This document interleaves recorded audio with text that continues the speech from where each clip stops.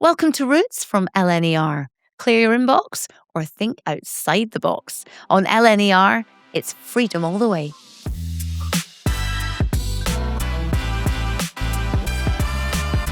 Hello there, welcome to The Quiet Coach on Roots from LNER. I'm Jenni Falconer, and on this episode we are diving, very quietly, into the travel mind of former England rugby international and DJ James Haskell. Nice to have you back. Thank you. In the train carriage. This is the Quiet Coach. Is it? Okay, Yeah. fine. Would you sit in the Quiet Coach? Yes, I'll just put my headphones on and just work. Okay. I normally can't be very quiet, but I can be quiet on So you'd be in the Quiet Coach. What would you do if your phone rang? this. Well, I have it on silent. It's always on silent because I've got my watch connected to it. So I Okay. never have it on anyway. Very good, very impressed. Because there's nothing worse than being in the Quiet Coach and then someone answers the phone and goes, hello, hello. Yes. Well, actually, because when I lived in Japan, they've got the bullet train, which it gives travel a whole new Oh, level. wow, what is that like? Oh my God, unbelievable. And it's they've got sort of 4 seats and you can press a button and the seats rotate so you can face people, so if you're in a group. But So if you don't like someone, you can turn away. Well, yes, but you have to get the whole row to do it. You know what I mean? Okay. So, but we travelled as a team. So, you'd leave Tokyo, 2 hours later, you'd be in Kobe, which is insanity. It's sort of 200 miles an hour. Very quiet, very efficient, very Japanese. But I had an incident where I had my phone and I thought I was had my headphones on, but it was actually playing out my phone. And these Japanese guys in uniforms come and tap me on the shoulder. I couldn't understand, but everyone was too polite to tell me to shut up. But I was obviously making a racket watching some action movies like grenades and explosions. So about that, Oh, no, that's Yeah. a name. I heard that when you're in Japan as well, you lost a lot of weight. I did, yeah, because when at the local shop where I used to cycle, I walked in there and I could find all the noodles, all the food, and there was all these sort of weird and wonderful things in tanks and stuff. But I couldn't see any proteins like steak, chicken, meat, fish. And it was miles away to the next one. And I kept losing weight. I was just eating rice. I was freaking out. I remember going to one of the, saw this English guy, because everyone in Japan, they're very polite. You tried to speak, you couldn't speak Japanese. They'd just go like this and walk off. So I couldn't ask anyone. And I asked shop, he didn't understand what I was saying. And I remember seeing this English guy finally 2 weeks after saying they're going, where the hell do you eat the protein? And he went, downstairs. And I was like, what do you mean downstairs? And in the corner of the shop by the shelves was a set of stairs. And I walked down and it was like Charlie and the Chocolate Factory. It's like seas of food and chicken and meat. And I was like, oh my. Starving. I'd be basically crawled in there. I'd give myself rickets and like a scurvy. And I found it was all down there. That's the thing. If only you need to speak the language a bit more. Well, I know, but have you ever tried to learn Japanese? No, it's really hard. It is the most impossible language in the history of the world. When they gave me a lesson, I was like, I cannot do that. And language is not, unfortunately, my forte. Yeah, it's a difficult one. It really is. And what place have you been to that has inspired you the most? So I think Ibiza, again, in terms of that musicality and just that inspiration to own a place over there, to be more successful, to make music, to want to perform, to reach those heights, to play to those crowds. Could you see yourself moving there? Yeah, I would 100%. I would live in England. I mean, I think the UK would be one of the best countries in the world if the weather wasn't so bad. And this current You period. don't like rain? Yeah, I mean, that's what I mean. But it's just so bad. I thought global warming was at least going to change things a little bit. Apparently not. It's just we call global raining because that's all it does.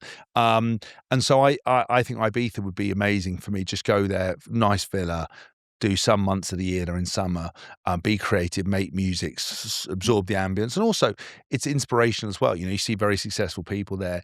Same with south of France, the artistry, the architecture, the desire to kind of be more successful, the class of some of the things there, and just sort of that aspirational environment. So those kind of things are amazing. And look, I'm lucky I lived in New Zealand as well. And that taught me about a simpler time in my life and being more anonymous and understanding kind of what was important to me in life. I've learned lots of lessons. I'm always kind of self-reviewing myself and seeing what I learned from people. God, you've lived in loads of places. Yeah. That's so exciting. What great life experience to have lived in all these places. And it's amazing because you kind of do forget.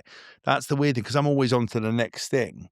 I do sort of not take for granted, but I look back at my rugby career, it's very much a life that seems like it happened to someone else, where I am now. But I think loads of people are like that. I'm like that. I'm sure no matter what industry you're in, you look back 20 years and you might see photos. Even then, loads of photos weren't even digital. So if you've still got the photos, it's kind of hard to remember that was you. It feels like you're looking at someone else's memories. Yeah, 100%. And that's kind of what it feels like. But then to kind of know, I remember asking my dad questions about his kind of life and not being able to kind of understand him as somebody else that I hadn't I didn't know now. So when my daughter asked me to go and look, I've lived in Japan, I've lived in New Zealand, I've been to Australia, Argentina, France. I mean, there's places I haven't been, like Russia, which I'd like to go. I mean, obviously, with the Ukraine thing to one side, when that gets rectified, whatever happens over there, China would be unbelievable. I've never probably been to Thailand, so there's certain places I still haven't been. Thailand for You your know, DJing. yeah, I'm going to that would be South good. America this summer, so that'd be interesting. Right, okay, let's now get on to this bit. This is your snacks, tracks, and hacks. Yes. So I want to know, when you're traveling, what are the essentials when it comes to food, snacks? What do you need? So this is going to be a slightly off piece, and I apologise for it because I thought very clearly about it. I am so adaptable that I don't really ever need anything. I just go into every place and country and go like, what you got to offer. You know, when I lived in Paris, there were English players that I had who, freaking out because they couldn't get Bista, they couldn't get this, they couldn't get that. I couldn't care less. There's nothing really. Oh my God, players were kicking off because they Well, couldn't they get would, Bisto. but that's what I mean. Like the Northerners stuff, they loved it. They would have to try and go and find it. You need these English products. I'm like, I'm not wedded to anything. I did it deliberately. I had no superstitions. I had no things I needed because when I was playing, because if you couldn't find that thing or the thing you needed, it could derail you. You know, I remember I used to be quite set in my ways of having sort of eggs and porridge on a game day morning and having this stuff. I lived in Japan. I was playing on Christmas Day. I woke up in a hotel and it was fish and miso soup for breakfast. And no Christmas, no nothing. And you had to be prepared to play. They didn't celebrate Christmas. Nobody cared. So kind of having to adapt to those mentalities. So in terms of snacks, when I travel, I go and I will always try whatever the local delicacy is. I always want to sample whatever's supposed to have. I've never been to a place where I wish I needed something else. And even when I travel to different places, even in the UK, I'll go and I'll Google the best pub, best gastropub, best thing, try to find what's a local delicacy, what's this, where should you go, and I'll go and do it. So I'm very adaptable. So I don't need anything. Okay, so look, we've got our bowl of treats here. Yes. What would you be going for? The raspberry white chocolate biscuits, the ginger, the shortbread? Yeah, so actually, I'm actually a big fan of shortbread. A crisp as well. I have a good balance in my diet, but I think if I ever go traveling a train, I will always have crisps. I quite like salted crisps as well. I don't know, it's a bit boring, but I would probably go for the crisps and the biscuits with a cup of tea. A bit of dipping a few biscuits in the tea, bag of crisps, you know what I mean? Job done. Yeah. Nice. Okay, what about tracks? What would you listen to? Is it music? Is it audiobooks? Is it podcasts? So I have a thing where I wake up in the morning, and invariably I wake up quite early at different times, and I get into my car in the morning and I think, I don't talk about myself in third person, but for this, I'll give you what is James Haskell feeling like today? And sometimes if I'm tired and it's winter, I want something cozy. So it'll be probably an old comedy series like Yes Minister, Dad's Army, Faulty Towers, that kind of stuff. It's quite cozy. It's quite familiar with my kind of childhood. If I'm feeling energetic and going to go, it'll be house music.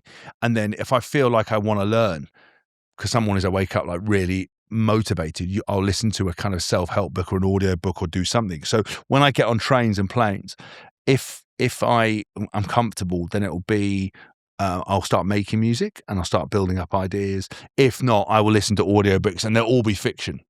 Because I can't switch off to fiction, and it's kind of how I switch off. My brain kind of doesn't really ever stop. Are you a thrillers guy? I'm a murder mystery thriller action kind of book. Yeah, I mean, I did English literature, so I kind of read lots of classics and things, but did that not put you off? When I had to study at uni and we had to read books, I was like, I don't want to read any more books for a while. No, I again, because I know everybody thinks they've got ADHD, but when I was like 8, I got diagnosed with it, and they put me on Ritalin until I was like 16, and I actually, and I'd never met anyone for 20 years that had it. Now everyone you meet is like last 10 years, everyone's got it, you know what I mean, or some form, or they're using it as a form. So I could do lots of things and concentrate lots of things at once. So I'll read a book at night before bed that'll be different to the audiobook I listen to in the car and so I kind of can do those multiple jobs. So if I'm trying to work, I'll listen to house music. If I'm trying to relax, it'll be something cozy. If I need motivating, it'll be some upbeat music. But when I travel,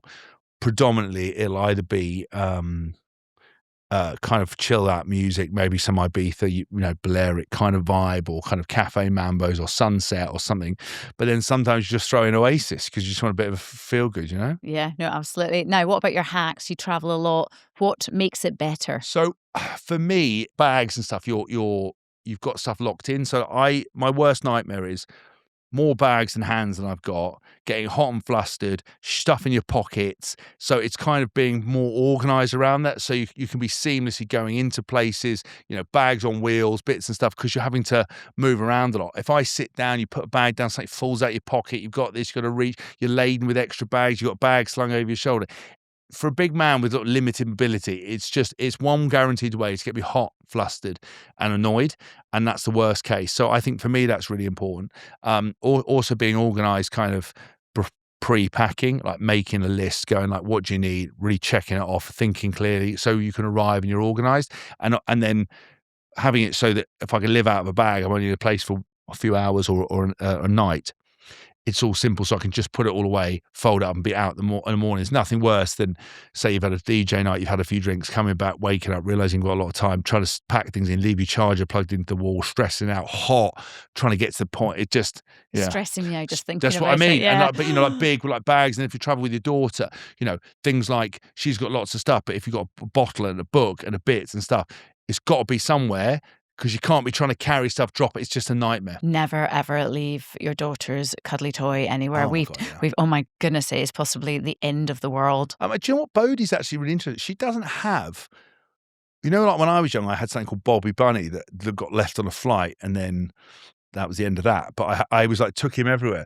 My daughter doesn't have anything like that. I mean, that's actually a relief. Well, I know, but she didn't have a dummy. She doesn't have this. She has lots of toys like cuddly toys, but I don't know if she got lots of them when she was born, when people gave her gifts to her, and I would go away to place and buy her one back. She doesn't have one favourite one, so she'll take bits, but it's actually quite a godsend, because she'll wake up in the morning and go, Daddy, can I take this to nursery? And it'll be like a makeup box thing. And I go, yeah. Next day it'll be, can I take this? And it'll be a little cuddly toy. It's never one thing. So she's not fixed onto anything. But I don't know how that happens or whatever, but I just think you gave her too much stuff. She can't choose, so then she doesn't get wedded to any of it. So bits fall apart. Like she threw a penguin out. Well, she must have pushed a penguin out the window, and a guy was doing a garden found it. It was like soggy, so I put it in the washing machine, cleaned it, brought it to her to nursery, and now that's flavour of the month. But then she's forgotten. She leaves that at my house. I think because also the separation, stuff goes from house to house. So there isn't one thing. Like she doesn't have a meltdown. Go, where's this? You're like, oh, you're so lucky. My little girl liked this rabbit that had pink and white stripes and a jingly bell in one of anyway, she took it everywhere.